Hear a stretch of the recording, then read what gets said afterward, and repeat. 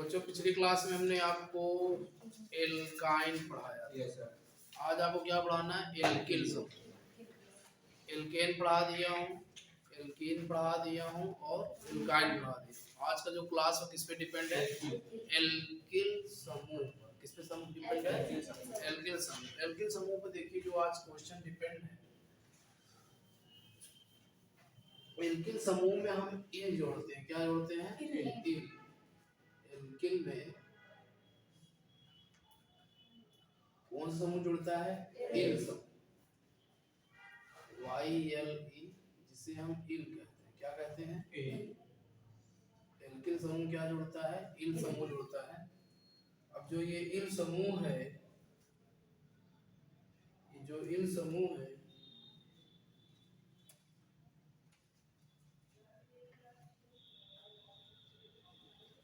इल समूह जो आपका है, ये इसमें हमेशा कार्बन में एक हाइड्रोजन की कमी होगी। किसी कमी होगी? हाइड्रोजन कमी होगी। जैसे हमने आपको मूल शब्द याद करने के लिए कहा था, मूल शब्द आप लोग को याद हो? सभी को? अच्छा, जो मूल शब्द है वैसे तो 100 है, लेकिन याद हमको काम भर का 10 ही करना है। ठीक है, तो रूबी बताओ पहला वाला। और आगे कविता, आगे बताओ। याद है कविता? विशेष की ना डालो दस्तक।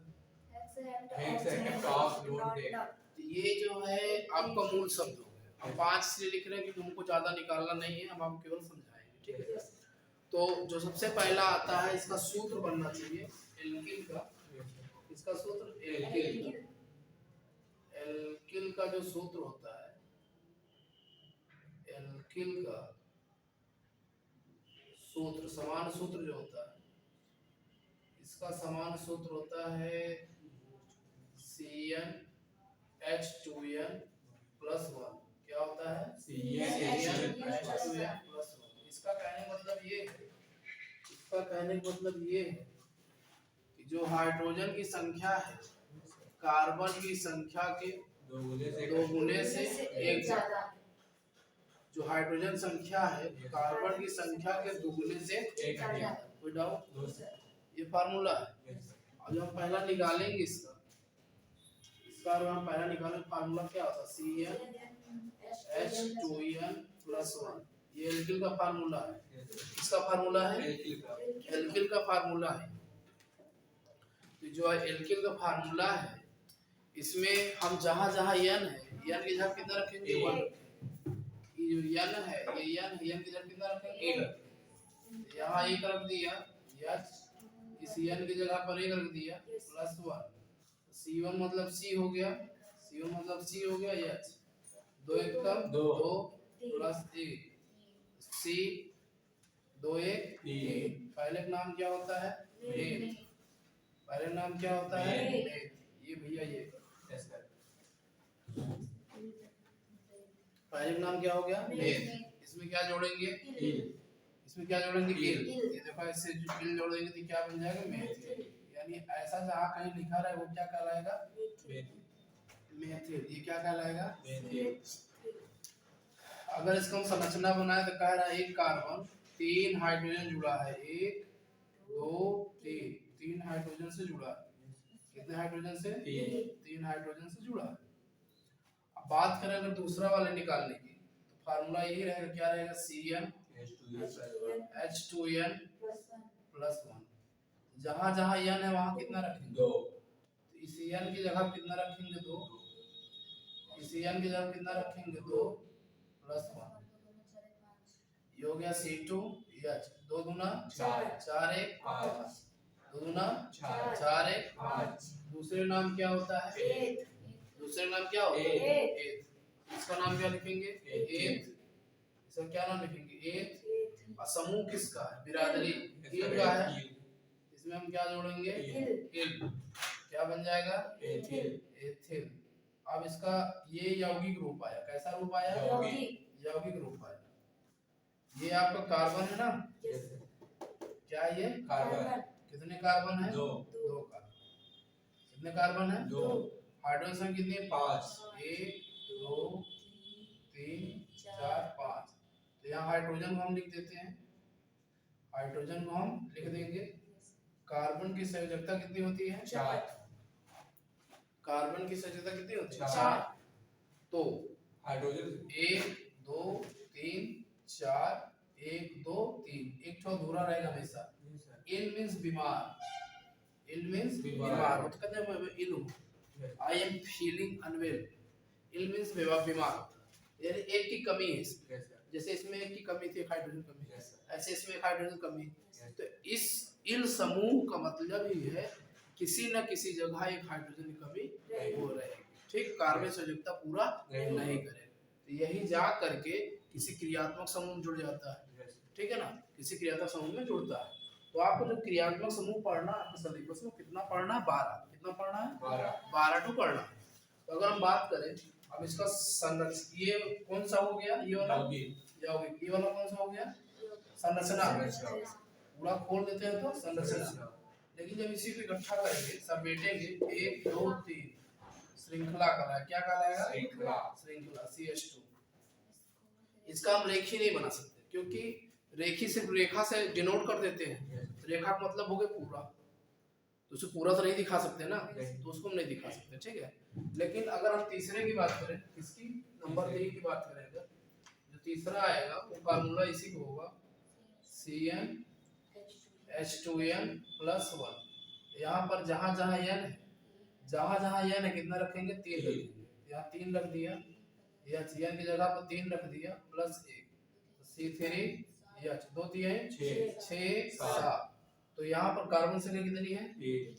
अरे सॉरी, पहले इसका नाम लिखते हैं। तीसरा नाम क्या है? प्रो। यहाँ लिखेंगे प्रो। क्या लिखेंगे? प्रो। प्रो। और किसका समूह है? इल का। तो यहाँ जोड़ेंगे इल, तो क्या हो जाएगा? प्रोपिल। क्या हो जाएगा? प्रोपिल। क्या हो जाएगा? प्रोपिल। ये जो यौगिक बना आपका, ये प्रोपिल बना। क्या बना? प्रोपिल। कार्बन संख्या कितनी है? 3। 1 2 3। कार्बन संख्या कितनी है? 1 2 3। हाइड्रोजन कितने? 7। 1 2 3 4 5 6 7, ठीक। ये हो गया 1 2 3 4 5 6 7, ठीक है ना। बॉन्डिंग, ठीक है। आप समझने की बात ये है कि ये कैसा रूप बना है। जब इसे फैला देते हैं पूरा, तो इसको हम कौन सा रूप कह सकते हैं? संरचना रूप है, ये संरचना रूप हो गया। लेकिन जब इसी को हम इकट्ठा करें, क्या करें? इकट्ठा, CH3 bond CH2 bond CH2, ये कैसा रूप कहलाएगा? श्रृंखला रूप। तो हम ये पहचानेंगे कैसे कि ये हमारा इल है कि आयन है, क्या है, कैसे पहचानेंगे? पहचान उसके ऐसे करते हैं, जैसे मान लीजिए मैंने कहा C8H17 यानी C8H17, इसको हम क्या, कौन सा रूप कहेंगे? किस रूप में है? देखो इसका दुगुना करेंगे, 8 दूना 16, 8 दूना 16। अगर उससे एक ज्यादा होगा तो इल कहलाता है। क्या कहलाता है? इल कहलाता है। यदि कहा नहीं रहा है दुगने से एक ज्यादा, निचवा देखो कह रहा दुगने से एक ज्यादा, 2 गुने से एक ज्यादा। जैसे कहा था C6H13, तो 6 दूना 12, 12 1 13, दोगुने से एक ज्यादा। जब भी 2 गुने से एक ज्यादा की बात करेगा तो क्या कहलाएगा? इल कहलाएगा। लेकिन अगर 2 गुना हो जाएगा, जैसे 2 गुना, जैसे मान लो कहा दे C7H14, तो यहाँ पर 7 दूनी 14, 7 दूनी 14। जब दुगुना आता तो इन कहलाता। क्या कहलाता है? इन वाला समूह कहलाएगा। कौन समूह कहलाएगा? जब 2 गुना रहेगा तो क्या कहलाएगा? इन कहलाएगा। लेकिन अगर दुगने से ज्यादा, एक कम होना हो गया ना, ये देखो अब जैसे 2 ज्यादा हो गया, जैसे 5 12 है ना, 5 दूना 2 ज्यादा है ना, जब 2 ज्यादा हो जाएगा तो इन कहलाएगा। जब 2 ज्यादा हो जाएगा क्या कहलाएगा? बात समझ रहे हैं? बात में क्या समझाना चाह रहा हूँ?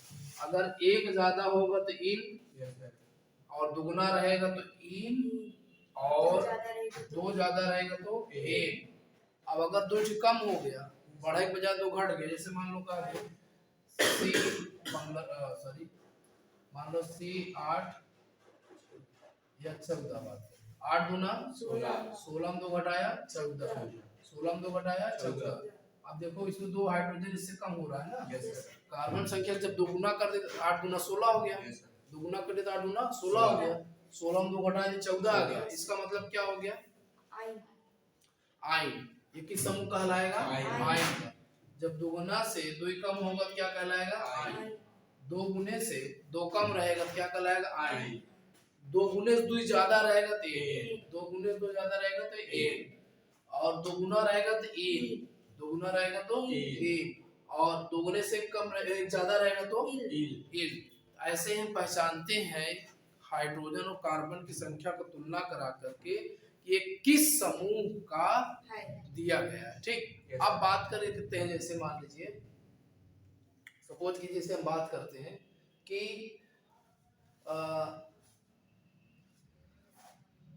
ये पूरा मिक्स दे दिया जाए कंपाउंड ग्रुप में, केवल कंपाउंड ग्रुप। कंपाउंड ग्रुप जैसे मैंने कहा, सपोज करिए